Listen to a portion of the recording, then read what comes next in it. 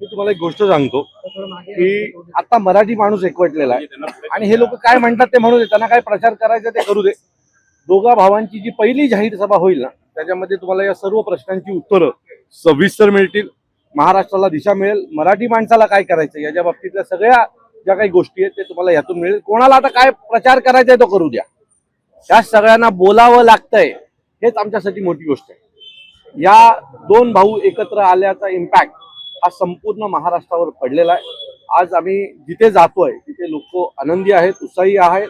लोकांना स्वतःहून या दोन्ही भावांना एकत्र पाहून आनंद वाटतोय. तर मला असं वाटतं की कोणाला काय बोलायचं बोलू द्या, पहिल्या सभेत सर्व प्रश्नांची उत्तरं तुम्हाला भेटतील. काय वाटतं भ्रष्टाचाराचे अनेक मोर्चे काढले, सत्याच्या मोर्चामध्ये देखील तुम्ही सहभागी होते, का वाटतं येणाऱ्या काळात खऱ्या अर्थाने भ्रष्टाचार नाही, एक महाराष्ट्र हा भ्रष्टाचारात एक नंबर आहे आणि त्याचा जो केंद्रबिंदू आहे ते ठाणे, बरोबर आहे. तो हा ठाण्याचा जो केंद्रबिंदू आहे तोच जर ठाणेकरांनी उकडून फेकला तर मला वाटतं भ्रष्टाचाराचा विषयच राहत नाही.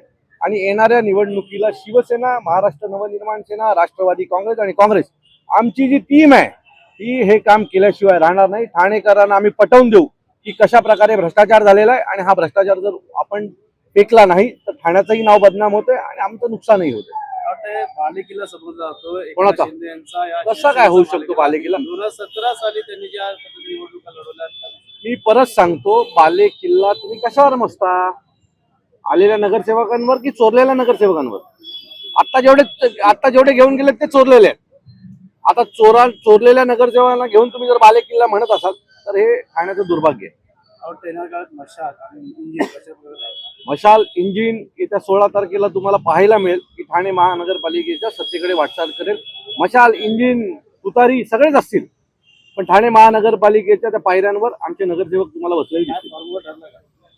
माझं या बाबतीत असं मत आहे की आमचं सगळं ठरलेलं आहे, आमचं सगळं झालेलं आहे आणि आम्ही आता एकत्र प्रचार देखील सुरू केलेला आहे. त्यामुळे आता काही उरलेलं नाही आहे. तुम्हाला येत्या 2-3 दिवसात आमच्या ज्यावेळेला फॉर्म भरायला सुरू होतील त्यावेळेला बाकीची माहिती मिळेल. एकनाथ शिंदेच्या शिवसेना शह देणार का भाजपच्या अधिकाऱ्यांपेक्षा? अहो, सगळ्यांना शह देणार.